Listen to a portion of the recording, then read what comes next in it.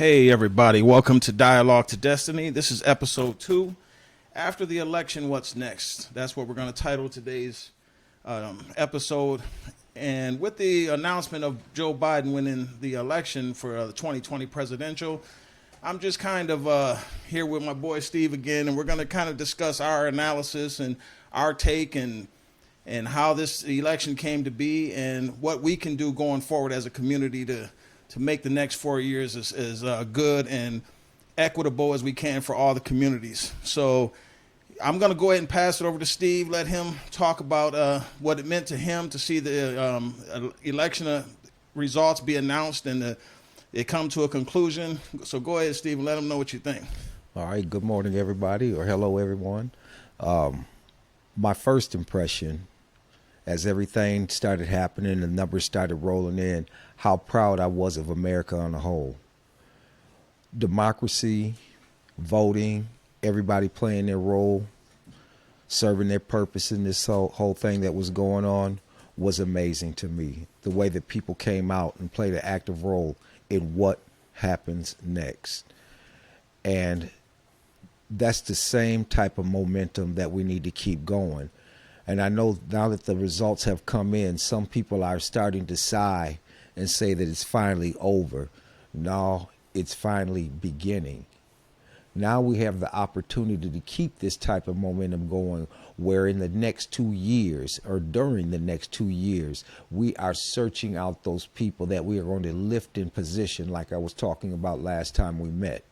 Lifting those people into position and creating an agenda for our communities. Here in Minneapolis or Minnesota, where we are at, where we were born and where we were raised, there's prime opportunities because of the George Floyd opportunity. Our community has changed. Things are missing where things once were.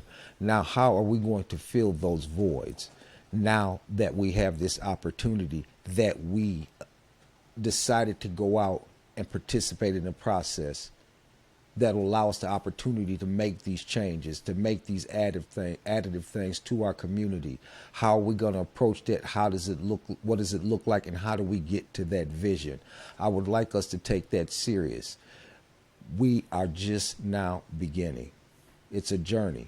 We start now with this election. 2 years, we have to have an idea of who we're going to be voting for next and what happens in the 2 years after that. Is Joe Biden worthy of being reelected, or are we looking for somebody else that's going to assume that position that's going to make our communities grow? And not just communities that look like the ones that I live in, but the communities that which Americans live in.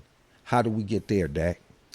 Well, I mean, it is a joyous day, and I think that America, the prospects of a more positive union has definitely improved. I mean, it feels like it's almost like a rebirth to me today, But one thing I have to take some concern about is Donald Trump still received more votes in this country than any winner in previous elections has ever gotten.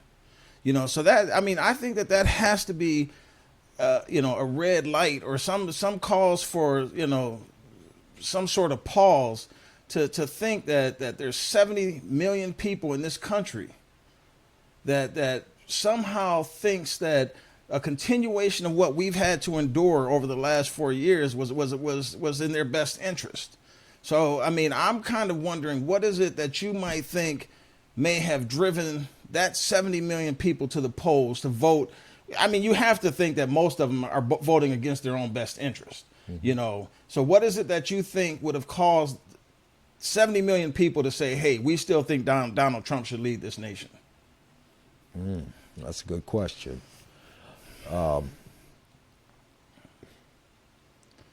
Way for me to address that would to be what hope was being offered to those people that moving forward in the manner that we had offered them something better. See, this was something different. It wasn't necessarily something better. I will call it the Donald Trump experiment. It wasn't necessarily something that was better, but it was something different What was wrong with the way we were doing things that makes something like this, appetizing, appealing to the eye? I mean, because it was very different for me. For me, at first, when it first happened, I said, well, it can't be that bad if he had done what had been done in the past. But what had been done in the past wasn't very good. It hadn't moved the country forward the way it should have for what the abilities and the power and where we are on the world stage. We haven't been moving forward the way that we should. With that being said, they were looking for something.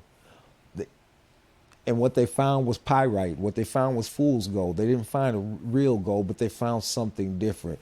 What is it that we are looking for, all of us, whether we voted for Trump or not? What is it that we're looking for, and what is it? What kind of sweat equity are we willing to invest to get to that point?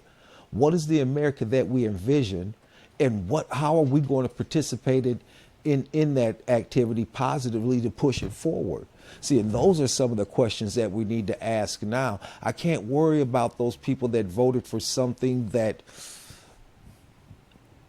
I think was kind of caustic to America, not just internally, but on the world stage, because we lost traction there as well. Mm-hmm. So what is it that we are going to do to move forward? I would like to invest energy in those ideals, because if I look back in the small rear view mirror, I'm missing the opportunity out of the windshield that's in front of me. And I want to look out that windshield and drive this thing that we're trying to do forward as a country. Well, do you think that moving forward is possible without healing some of the issues that hold us back? Because for me personally, I can't imagine that there's anything that would drive 70 million people out to the polls to vote for this man if that's not hate and race based. I just can't believe it. I'm not saying that every Trumpster is a racist, but okay. I am saying every racist is a Trumpster. You see what I'm saying? Mm-hmm. I mean, I do believe that everybody that aligns themselves with these white supremacy groups or any kind of group that has some kind of hatred of another group, I'm sure that they vote 100% for someone like Donald Trump. So I don't know what it is that we can do to move forward as a nation until we at least address the racial and the discriminatory biases that keep us apart.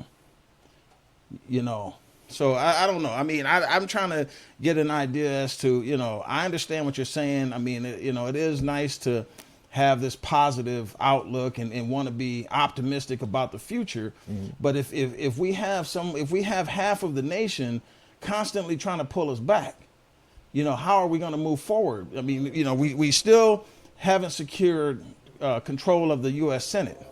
Now, for anybody out there that knows anyone in Georgia, or if you're from Georgia, please vote in the special elections. There's 2 Senate races that are going to be coming up for special elections in January 5th.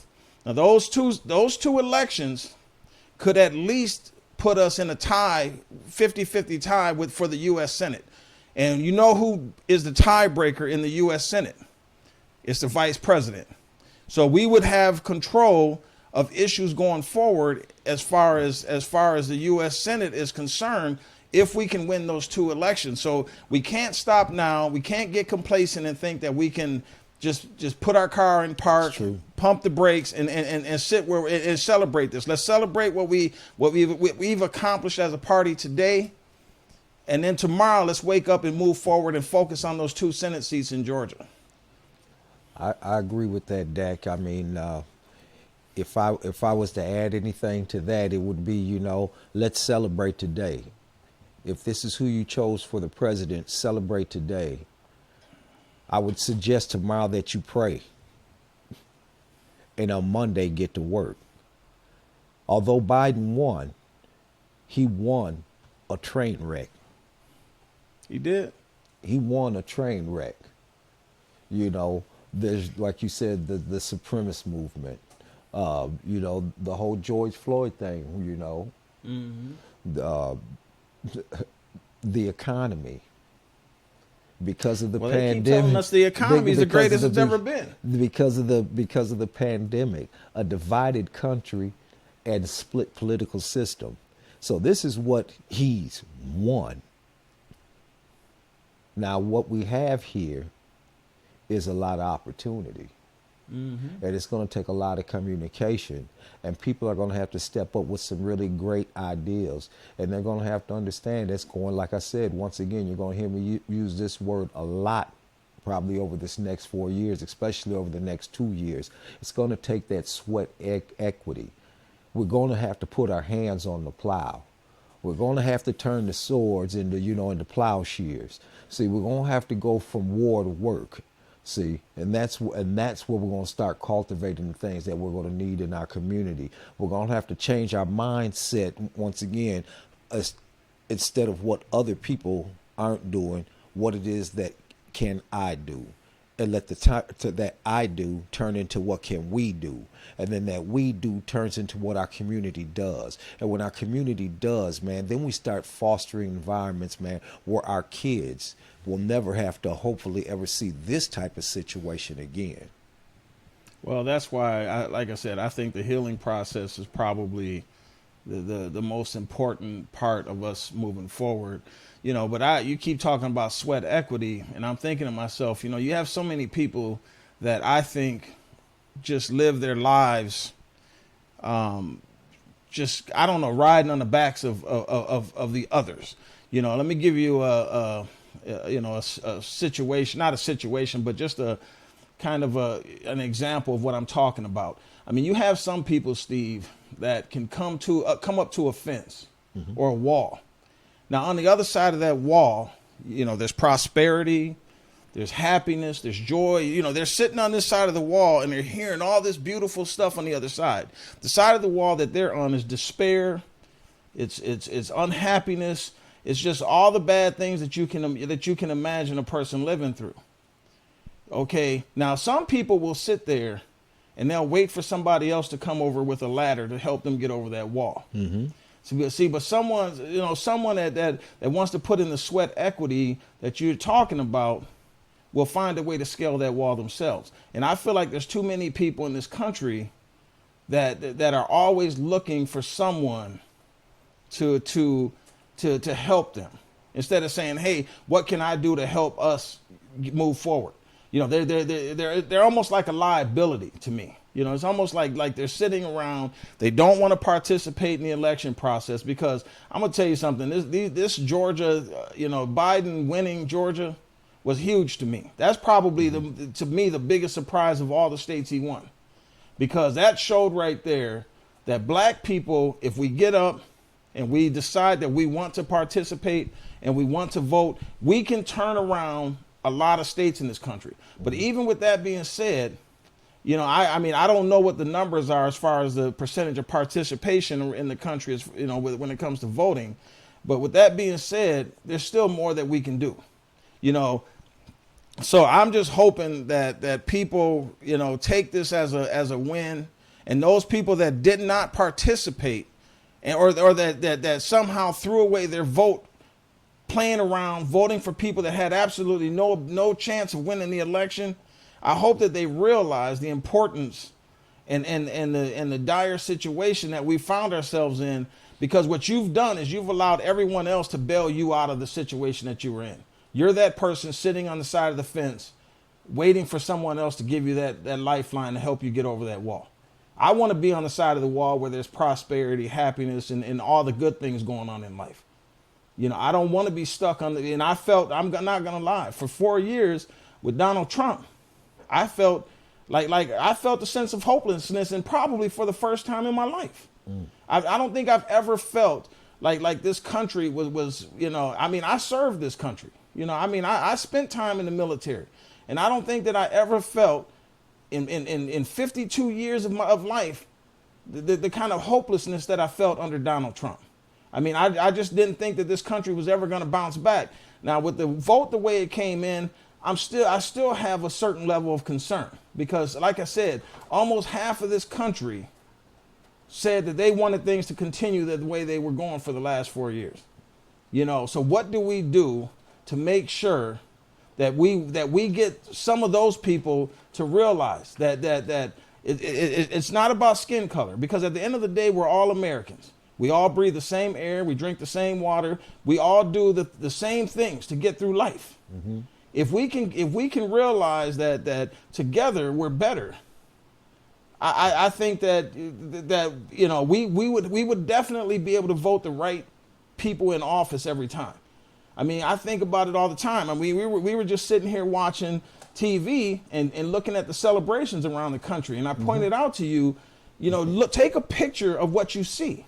Yeah. We saw every race of people, black, white, Asian, Hispanic, everybody out there celebrating because they see this hope that I think is finally being restored in this country. So, if we can have other people join that celebration with us and realize that, hey, you know what? We don't have to be, we can have different political ideologies and different political, opinions, but we don't have to sit here and think that our life ends because someone that has a different approach to how they want this country to be better is in office. I agree with that. And if I could give the snapshot that you spoke of right before we started speaking right now, I would call that picture, if I was to give it a name, I would call it United We Stood. Mm-hmm. But it's going to take that united, that being united going forward. As far as you want to go from despair to prosperity, you should. As you should. You should want to be on the side of the prosperity side of things and not on the despair side of things. My only thing is, don't stop me. Don't block me. Don't tilt it. Don't add what are bricks. you willing? What are you willing to get there, though? What are you willing to do? I'm willing to do things as invest my. Let me tell it in a weird way, okay? What do we always tell our kids, man, when we want them to be better? Work hard. Especially work hard, and especially their academics, because we always say the part A. If I had to do it all over again, okay? If we had to do all over again. But we always say the part B, which really magnifies the part that what I'm fixing to say right now, with the sense I have now. See, what we're doing right there, kids, when you get mad at your parents, and I'm going to extrapolate this back to the question that was asked, is that what we're saying is we're allowing you to launch in your life faster, further, with a better altitude by living vicariously through the comment and the mistakes I made when I was your age. So if I can get you to live right now at this age, in this day, with the sense I've got now, by not rounding dominance over you, as a parent, because parents will do that, because I said so. If we sit down and impart the knowledge we have now on the younger child, then they're able to move forward. What we are doing right now with these young men is imparting the knowledge that we have now, that we wish we had when they were their age. So we're vicariously or by proxy living through one another.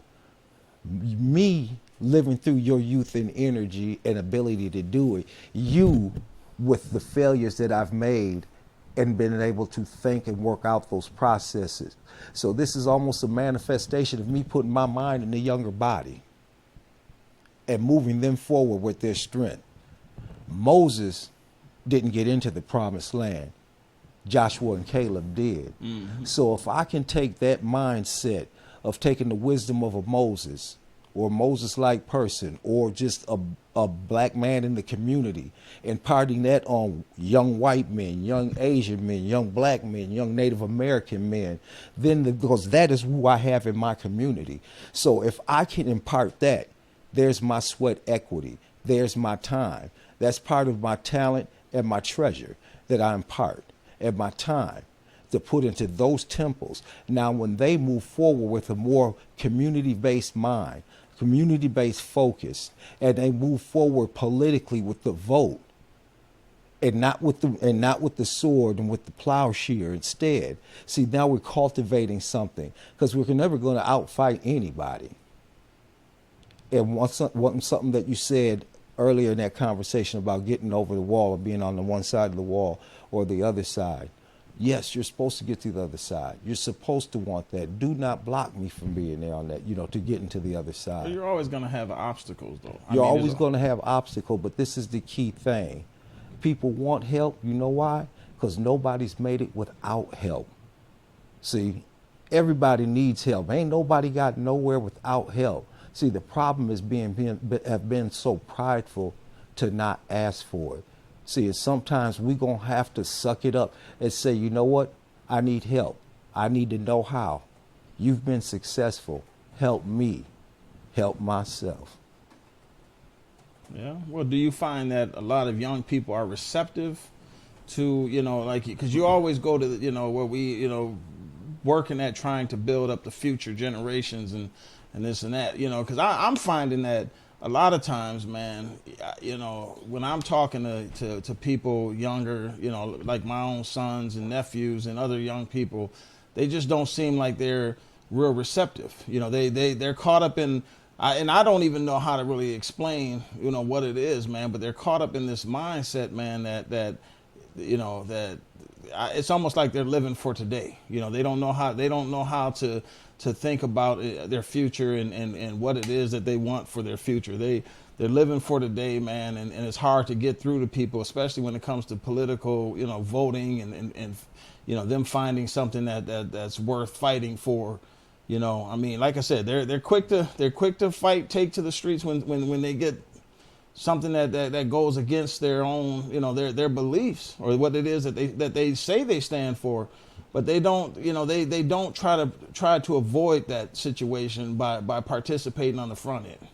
Well, they're usually figuring out these situations on their own, and there's usually no mentors there with them or mentors approaching that situation with them. See, I think a lot of the faith in the young men in us has become because we have been vacant. We haven't been there. They don't have our attention. Now, even my grandkids, when they say, look, Papa, and Papa doesn't look and pay any attention to them, and I'm not watching what she's doing, spinning on her head, doing a little flip or whatever, man. If I'm not paying attention to the child, you know what she does? She walks off immediately and looks for her grandmother, Yeah. She looks for her Gigi. You know what I'm saying? And that is what's happening with these young men. They're saying, hey, look, I'm trying to get my legs underneath me.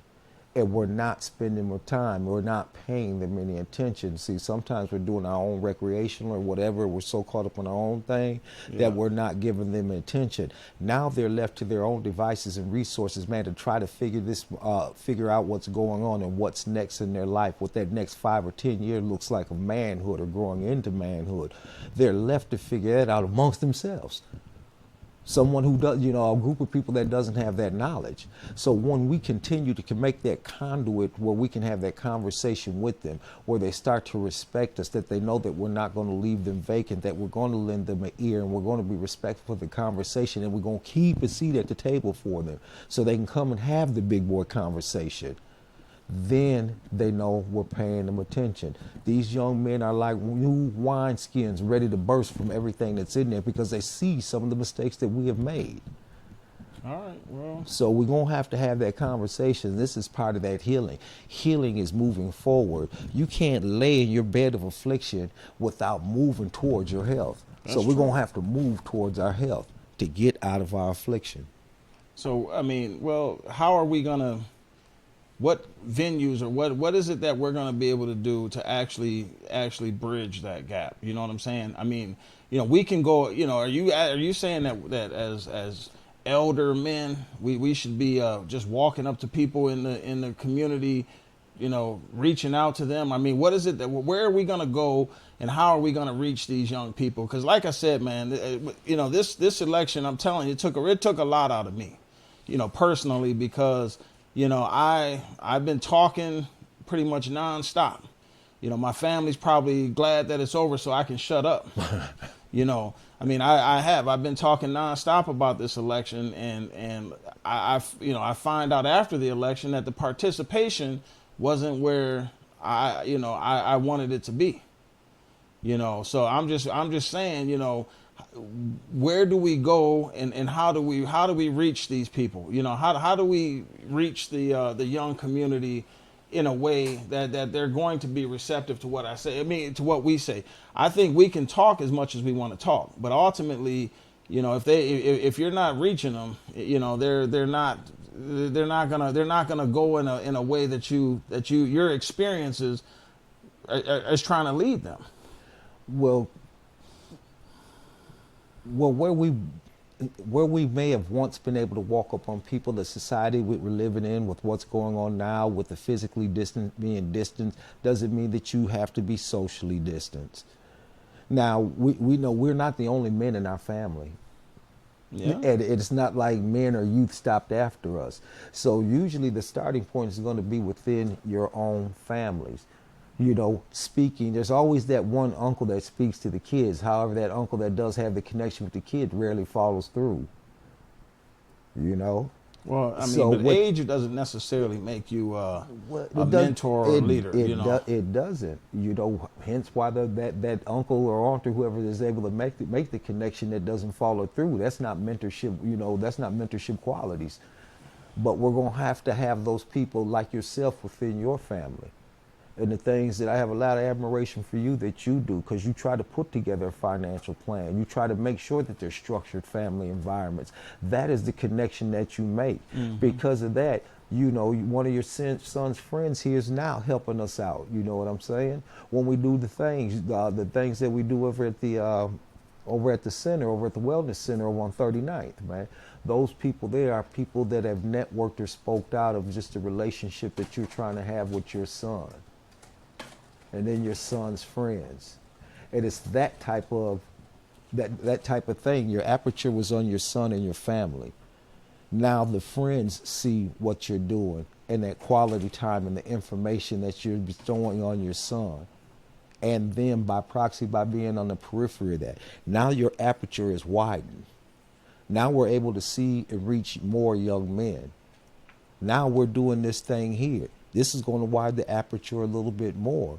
As long as we provide something that's nutritious for for building of community, for young men to think about, man, we can do this forever, because the need will never stop. It will always be there. The people that sit here will be different. Mm-hmm. It'll be these young men. Yeah. Well, I think with the coronavirus and just the direction that the country seems to be going, I do believe that we're headed for a more community-based, development, community-based investment, and other things that we're going to have to at least learn to explore. Mm-hmm. In our next podcast, just to kind of give you guys a little heads up, that's what Steve and I are going to be talking about is community investment and just building strong communities. I mean, like I said, we're just two guys with ideas. We're not professing to be, experts at anything. But what we want to do is just put out our opinions, our ideas, plant some seeds, and hopefully grow from there. But I just kind of feel like where we're at in this country. I feel like we're on a better trajectory today than we were yesterday. I do believe that things are looking up, and I mean it's evident by the celebrations around this country. People are, they do seem to have a lot more to celebrate today than they did even yesterday. So I'm really hoping that things work out, in the next 4 years, so that we can keep, going in that direction. Because if we don't get out and support Biden, Kamala, get the Senate, retain the House, it's all for naught. I mean, that's the truth. It's all for naught, because we see now, if you follow a president that's accomplished things with someone that wants to just destroy it. It took Donald Trump 3 years to literally destroy everything that Obama built in 8 years. And if we don't think that will happen again, and maybe as Americans we like that. Maybe we need something to complain about. So we put somebody in that builds things up, gives us the kind of world and the kind of country that we want, just to let the opposing team come in, steal our joy. You know, what they do is they come in, they take down, you know, everything that it is that we elected people to do, and they break it down just so that we can put somebody else in there to build it up again. I don't know. Maybe that's just what Americans like, you know. But I really believe that if we use this election as a catapult and treat every single election, the participation needs to grow. If we got 74 million votes this time for Joe Biden, next time it should be 77 million votes. There's definitely people turning 18 years old in this country every minute of every day. You know, so we need to start looking at ways to like Steve just said, you know, it's my responsibility to get my family in line and get the people that are in my inner circle tied into into this, because, you know, the enemy, the people on the other side, you know, they're gonna show up, they're gonna participate, and their interest is completely opposite from at least mine. I don't know who's watching this podcast, but, you know, as far as I'm concerned, my vision of what America's supposed to be like is completely opposite from anybody that supports Donald Trump. Well, I will agree with you. What you said at the beginning, world peace will not be had at this table. We will not come to world peace here. But we can keep doing what we've been doing, and that's interacting with the young men and keep trying to do something better, showing how we can reinvest in ourselves, reinvest in our communities, and build them, make them what they want to be. Now, yes, like Dack said, you know, we're worried about what's over the next 4 years, but during that amount of time, I need you guys, I really would love for you guys to have your finger on the elections fingers on the pulse of the election that'll happen in 2 years.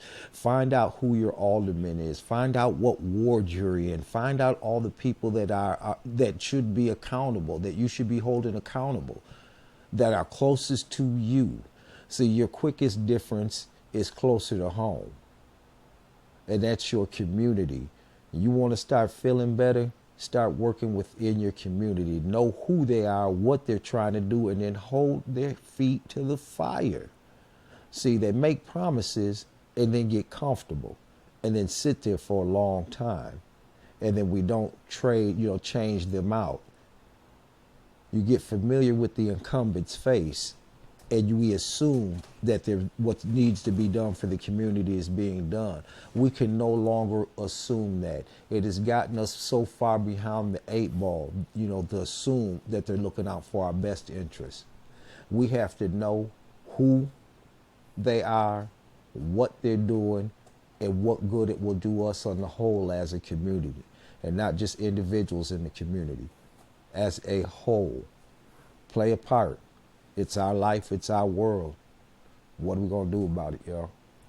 Well, let's take just a second, though, to I just kind of want to go down some of the, agenda items of the Biden-Harris ticket.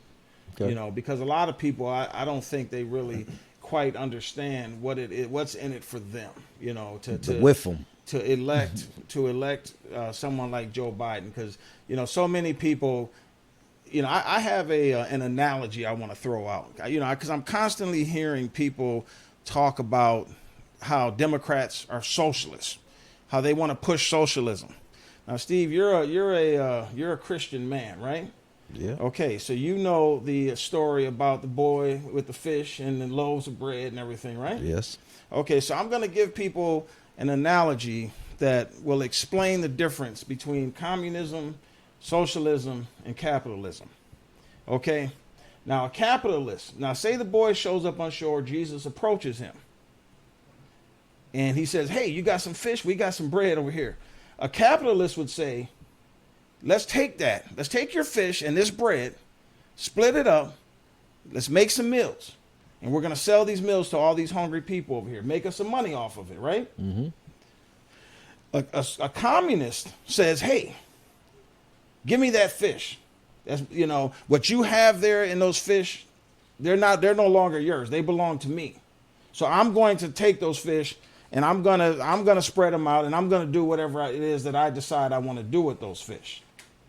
A socialist says, hey, how about we take your fish and the bread, we split it up, we feed everyone, and there, at the end of it, there'll still be enough for you to take home. But let's make sure that everyone here that's hungry, that needs to have some food, can eat. See, because so many people, man, they confuse communism with socialism. You look at the socialist nations in this world, man. You got, most of the northern European countries, right? Socialism to me means, you got that your police department. They're socialists because we all contribute to them, and we all are supposed to have equal benefit from having police in our community, right? The fire department. We all contribute to the fire department via our taxes. So that means that if my house is on fire, that they have an obligation to come out and extinguish the fire for me, right? Other things, you have all these senior citizens going out voting against their best interests. They're on a fixed income with Social Security. Now, Social Security is a program that we put into our whole life, with the expectation that when we reach a certain age, we're supposed to have this fixed income for the rest of our lives, right? Okay. But in the freeways, it's our tax dollars that pay for Amazon. Now we got Amazon running around here with all these vans and trucks on the road, and Amazon as a corporation pays no taxes. Now you as a worker at one of the local convenience stores in your community, making $8, $9, $10 an hour, you're expected to pay your taxes. But Jeff Bezos, who has enough money to buy every convenience store in this country, he has to pay no money in taxes. And if he does, it's very little. That's one of my biggest issues when I hear people talk about, how Joe Biden is a socialist or Bernie Sanders is a socialist and this and that. I personally don't understand what's wrong with being a socialist, because I believe that Jesus was the ultimate socialist. He was the original socialist. He didn't say that anybody that reaps any benefits from him has to pay for whatever it is that they got from him. Jesus didn't say that Jesus told the rich man, you can't come into heaven. You got to go through it'd be easier for the camel to get through the eye of a needle before a rich man gets into heaven. When the rich man approached, he said, you have to give up everything in order to follow me. He didn't sit there and say, sell everything and bring your money to me. He said, give it all away. So what is it about being a socialist that's so bad? Do you have any ideas on that?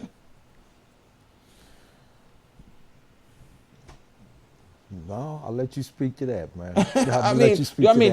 Do you consider yourself a socialist, or are you?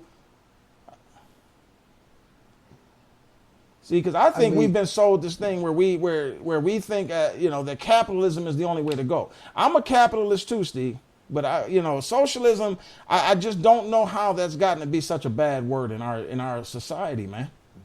I try to stay way out of their politics as far as going as deep as you did. I can talk about the election and how I feel and what I hope happens from that. But as far as the breakdown with the socialism, communism, capitalism, I just try to live my purpose. And but your purpose. When I see folks, man, and I'm able to help, I help. If there's something extra that needs to be done, it's done. Is it always financial? No, it's not always financial. Sometimes it's, being there. Sometimes it's going to work. Sometimes it's helping out. I can only change my environment, my community, and the people around me one interaction at a time. And I pray that those interactions are fortifying whatever anybody else wants to label them. Well, no, I hear you, man. That's the real safe route, bro. You know what I'm saying? Yep, sure is. Like I said, you know that there were, like, even at work when I was at AT&T with you, you Yes, know, sir. you know, there were people walking around, oh, you know, Dack's a communist. You know, Yeah, I heard that. mean, I've heard that. you've heard people say that. I've You know, heard not, that with it's my not own people. I ears. can't say It's people. people. I know. There was one person. I've heard it. I've heard it. There was one person that, you know, because he knew that I supported, you know, everyone having equal access. Mm-hmm. See, and I'm not saying that socialism in itself is the way. I believe in capitalism. I believe people that work hard for a living should reap the benefits of their labor. You know what I'm saying? Mm-hmm. They should be able to enjoy the fruits of their labor. I mean, if whatever your desires are. But I also don't believe that you should leave people that can't help themselves. Now, I'm not, you know, there are people out there, Steve, like I was using in my other analogy, man, there are people out there that don't want to, I mean, when I say participate, I'm not just talking about in voting. I'm talking about participating in helping to lift and get themselves out of situations too. You know, it's probably the capitalist thing that I would have a problem with is there was a stat I heard years ago, and I don't know what those numbers are now, but it was during the days, and I was in school at this time, so it was a long time ago. But at that time, the time that my grandfather was a young working man, that would have been a young working man in his 20s, from the mailroom to the boardroom was a times 30 difference. So if the guy in the mailroom earned $1, the guy in the boardroom earned $30. It had grown to the point in time that shortly after I got out of high school, if the guy in the mailroom earned $1, the guy in the boardroom had $300. Now, that would be the aspect of capitalism that I would have a problem with, is that the discrepancy in how the money's being shared when all are earning that money. Where in the world does the guy in the boardroom deserve the right to have 300 times the amount is the guy that's in you'd have to talk to Ronald Reagan about that, because it's that trickle down. It was the trickle down. That's exactly right. But there was that those would be that greedy aspect right there, and then to tell somebody to pull yourself up by your bootstraps when you won't offer them enough money to buy a pair of sneakers, let alone a pair of boots with straps. Well, a lot of people don't even really understand what a capitalist is. You know, a capitalist is actually someone that utilizes capital to make more money. Mm-hmm. You know, if you're someone going and just working, you know, if you're just a laborer in this world, you're not a capitalist. You know, a capitalist is survivalist. Yeah, that's what you are. Is you're a worker. You're a survivalist. A capitalist is someone that is able to take money that they're earning, that they've made from investments, and turn around and make more money from it. You know, but you know, my thing is, prior to Ronald Reagan, it was like a 30 or 40 to 1 ratio between average employee and CEO. You know, but he changed all that. You know, and so it goes back to voting.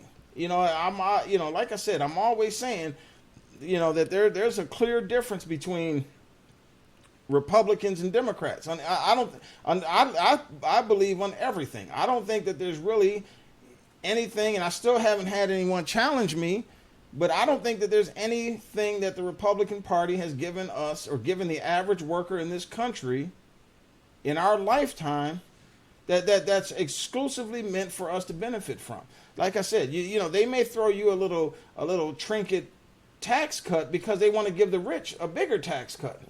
You know, so I can't really give them credit for that. You know, but if anyone can come up with anything that they know of, or any law that was passed by a Republican president, Republican Congress in 50, 60, 70 years, that was intended to better the lives of middle class, working class people, I'd like to know, because I swear I have no idea what they've done for the middle class that we continue to go out and where half the country supports them in elections. You know, but I mean, like I said, when it comes to, you know, I have absolutely no problem with people making money, doing whatever it is that they do, but my issue is if you're going to become wealthy, utilizing the resources that the taxpayers in this country have contribute to, because Amazon can't do what it does without the ability to drive on our freeways, drive on our roads. They can't make that money. So I don't know how it's possible that the laws in this country allows a company that makes tens or maybe even $100 billion. I don't know how much they make, but tens of billions of dollars at least. I don't know how they can get away with without paying taxes, and the janitor at the school or the like I said, the person working at the convenience store is getting taxes deducted from their check every 2 weeks. You hear Republicans always talk about this flat tax. Why can't everybody just pay a flat 20% taxes? So and I always argue about that. I'm like, okay, so you think it's more fair for someone that makes $10 an hour to give up $2 of that 10 in taxes, or somebody that makes $10 million a year, they give up $2 million in that year? You think that's a fair ratio to tax people? Where the millionaire person making $10 million a year has $8 million, remaining after taxes, to live. Some people might say that's fair. They've earned it. They've done this. I'm wondering, should that person be penalized for making more money? I think the more you make, the more you owe. I do. That sounds like a good ambition killer. That's an ambition killer to you? Well, if I make more money, now you want to take more from me. I'm of the mindset, if it's equitable across the board, How can you make it equitable though on a flat tax? Across the board, then you're paying taxes on what it is that you've earned. Well, do you know that prior to like the 80s, that people that made over, say, $2 million a year was taxed at like 80% of anything over $2 million? This whole. Like I said, I don't want to penalize anybody for grinding and working hard. Well, Steve, nobody's saying that, but this country has expenses, man. Okay, this country. See, what? Let me give you an example. If you want to use your Bezos analogy, if we went to there, if he was paying the same tax as the guy down here, then I ain't got no problem with it. But when you pay no tax and you're amongst the richest people in the world, that makes no sense to me. I'm gonna tell you something, Steve. To me, it's just like you and your wife having a household budget. Okay. You and your wife having a household budget. That budget is set and it has to be met either way, right? Indeed. So you lose your job, and you're forced to take a lower paying job. The budget doesn't change. Your income might have changed, but the budget doesn't change. Where does that difference in the money come from? It's gonna come from me scrambling. It's gonna come from you scrambling? It's gonna come from me scrambling. That's where I'm from.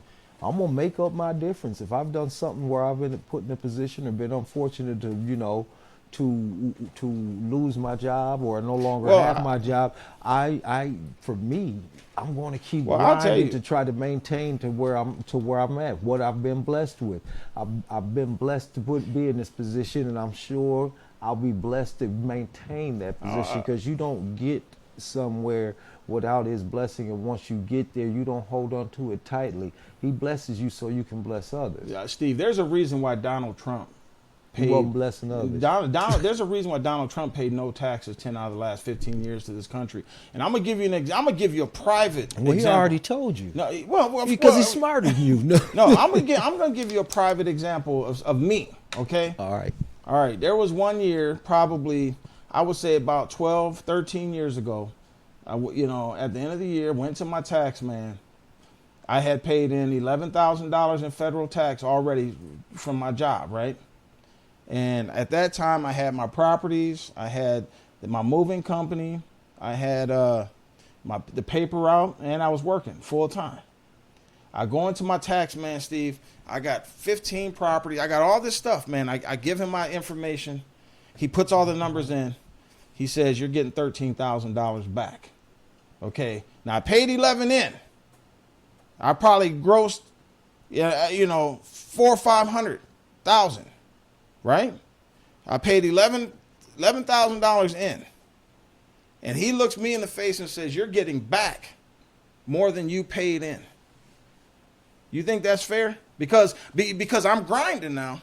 I mean, I was making now all that money I collected from the paper route, that was cash. So which point are you arguing? I know what I'm arguing, Steve. Is the thing is you're making it seem like because somebody, because they have more resources that they shouldn't have to pay the pay. I personally feel, I'm not gonna lie, you make over a certain amount of money, your taxes should be 70-80%. Now, and the reason I say that, Steve, is because what I believe it does is I believe it contributes to the overall health of the community, because tax money is going to come from somebody. See, the Republicans say the tax money should come from you. The Democrats say the tax money, Joe Biden has already made that commitment.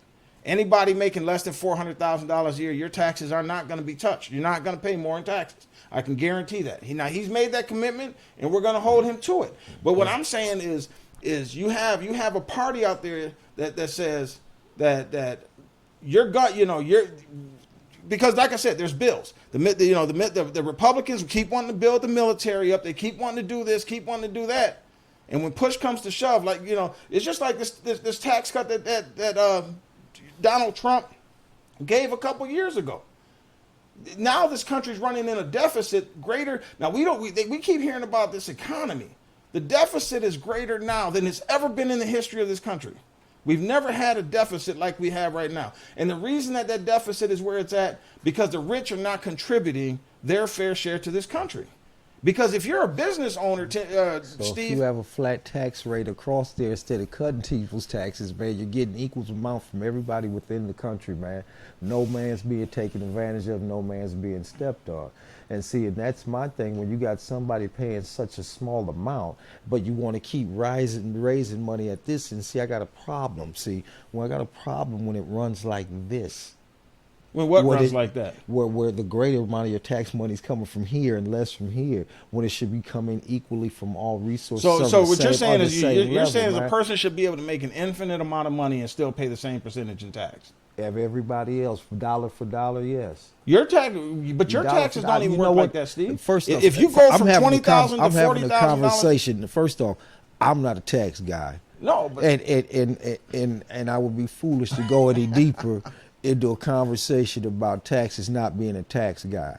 So I pay taxes. Okay. I'm a tax paying citizen. I'm a working citizen. What do you say? What do you say at work, But Steve? to finish the comment, I would say I'm not a tax guy. In my opinion, it should be a straight flat tax across the board for everybody, dollar for dollar. And if it went dollar for dollar, guess what, y'all? What? It'd be a big dent in the deficit. No, it wouldn't. Yes, you know it why, would. Steve? Because Yes, you know it what? would. You know what, Steve? What you got to understand like about I said, I'm not even going to argue with you on that. well, it ain't a matter of arguing, but it's not going to be a dent in the deficit, because unless you get rid of the deductions and all the write-offs that people with businesses get, Steve, it's just like if you have your own trucking company, you get to write off a certain. Isn't that what I'm saying? No, but they're not asking you to pay just a flat tax and get. These rich people are not going to go for a flat tax, Steve, and have to get rid of their deductions. There is no such thing as that.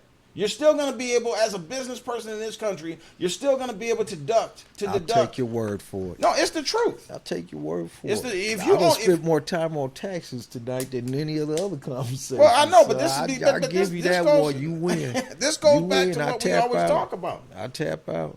Why are you tapping out, man? Well, I mean, because I'm not a tax guy. I'm not, I don't want to invest time in the tax part of this, man. I have an opinion that if it's a flat rate, if everybody pays dollar for dollar that's made, we're going to have it. I know, but We're the reason why taxes is important. You can't sit here and tell me the conversation about a multi-billionaire that's paying no taxes and tell me that a flat rate won't work. And then you have the conversation where you say about deductions, this, that, and I'm like, well, which conversation do you think have? taxes? Do you think no? Do you think Which taxes, conversation are you having? Do Yes, you think no, taxes, maybe, probably. Which ones?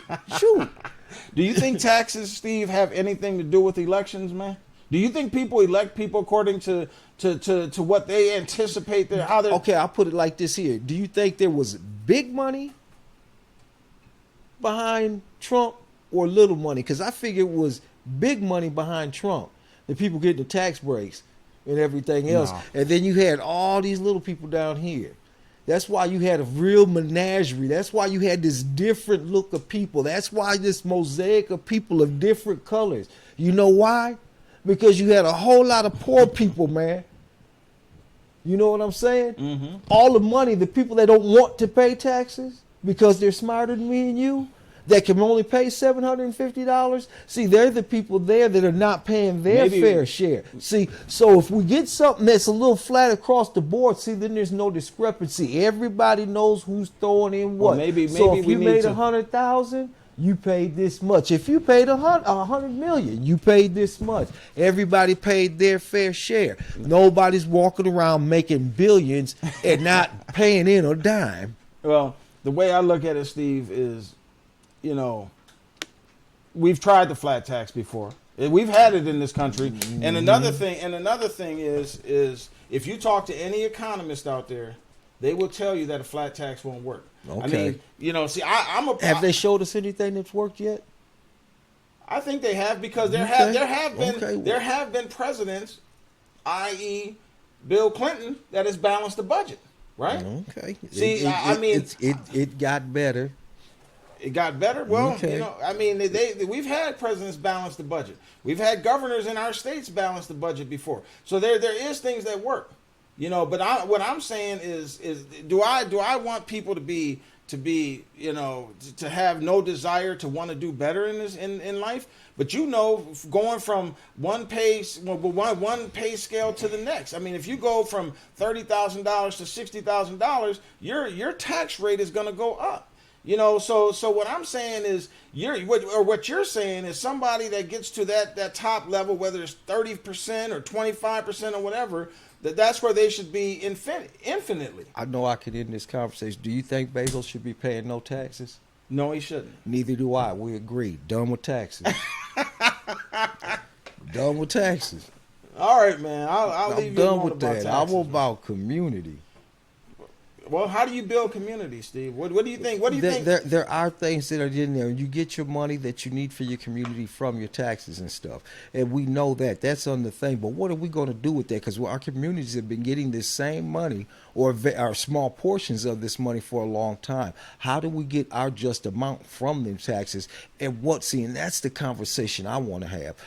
What do we do with that money? How do we improve our community? How do we get the resources in our community to make them thrive? Not just communities that people exist in, but communities that people can live in and thrive.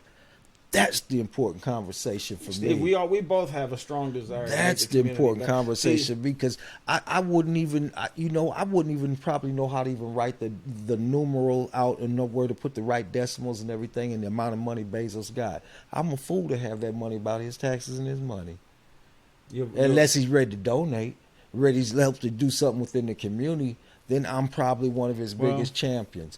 What are you going to put a community center in here? We're not just, it's just in one area, but it's a community center that all can use for any different thing that they need, whether it be the community meeting, whether it be a fallout shelter, whether it be a place where people come and pick up food, whether it be a place where you have a gymnasium and a field, where you have something that you're putting in there that has a communal use for everybody, no matter what color you are, no matter what faith you are.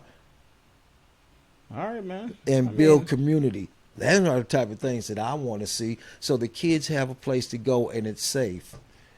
Well, and it's someplace that they can grow and healthy, and they can learn something. See, what I want to see, those places what I want to community. see, what I want to see is the average working person keeping enough of their own money, keeping enough of their own money, which means that the rich are going to have to pay more, so that we don't have to ask the rich to help us come in and build our own stuff.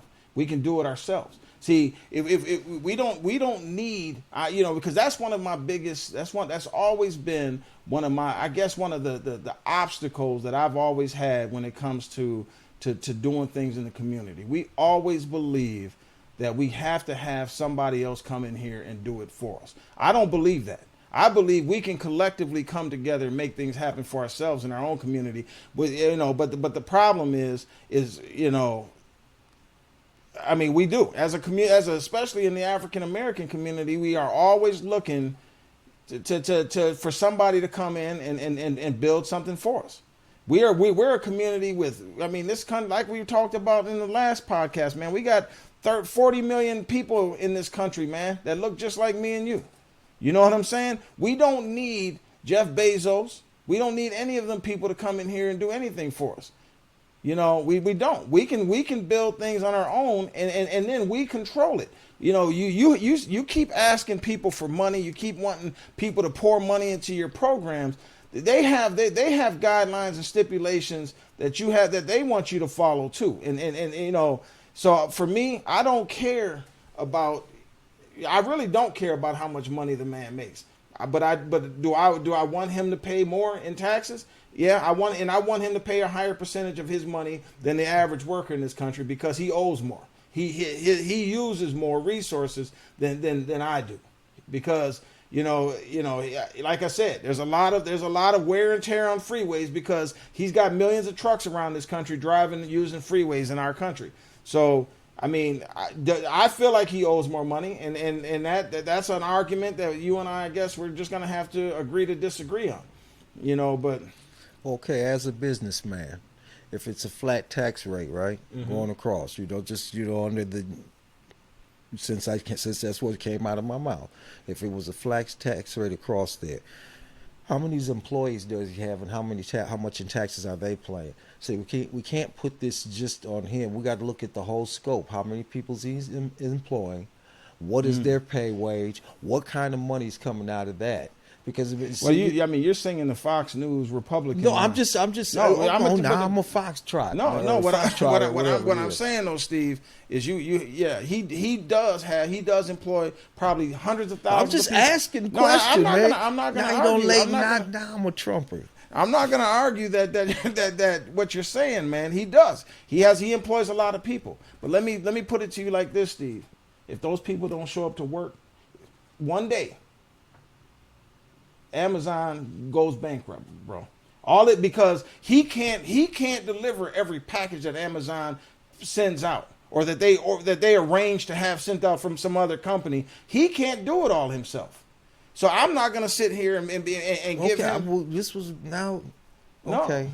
I mean, we're just having a discussion, man. Okay, but it was about about employment, how many employees there were, how much they're getting as far as a yearly rate, how much are they also paying the taxes on that wages too. So this is a big tax generating machine on the whole. It is. Okay. So I mean, so now we're talking about strike and boycott. But you're using the complete trickle down thing, man. You know, because the way I look at the trickle down. If it's a flat rate, ain't nothing trickling down. No, what you're saying is you're letting all of his workers pay his way, man. That's what I'm hearing you say, Steve. Okay, let me explain it to you like this here.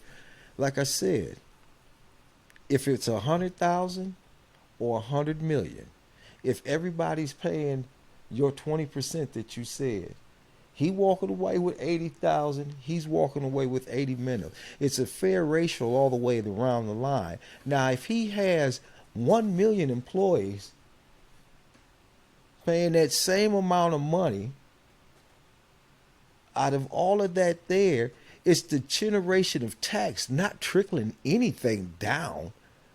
Well, not trickling anything down, but it's this many people times X amount in taxes that is coming, that is generating the tax revenue instead of attacking the man for being successful.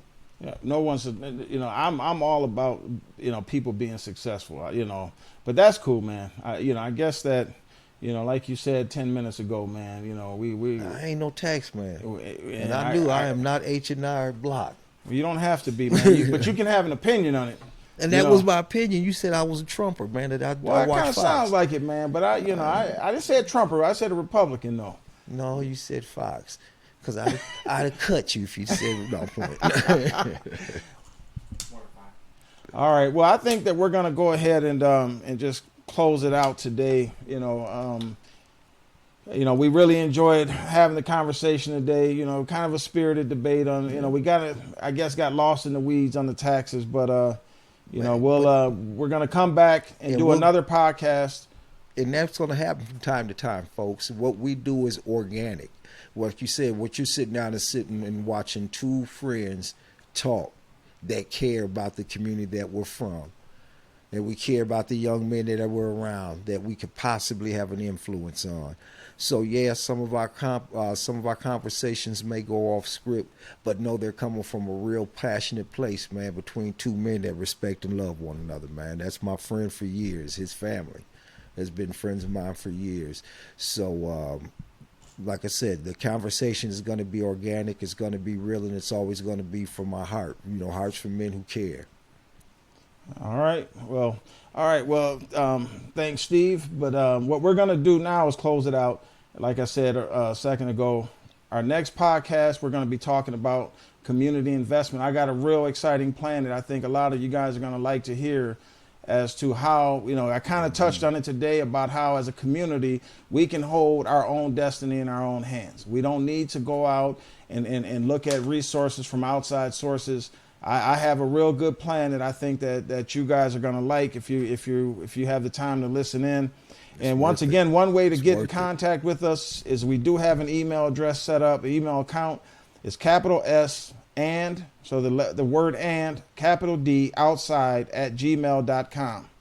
And we're once again, I had mentioned at the end of our last podcast that we do a monthly seminar, and my son Wesley is going to be hosting he's going to be doing a presentation rather on mental health and depression in the community. Yes, and that's going to be what's that, Steve? Needed. Yeah, and I think you guys are going to get a lot from it. He did a lot of work on it, and it's going to really be a pretty impactful and powerful presentation.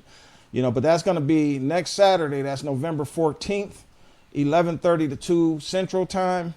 And you can either, if you're in the Minneapolis, St. Paul area, we're going to be hosting this forum at 3900 Thomas Avenue North, and that's in North Minneapolis.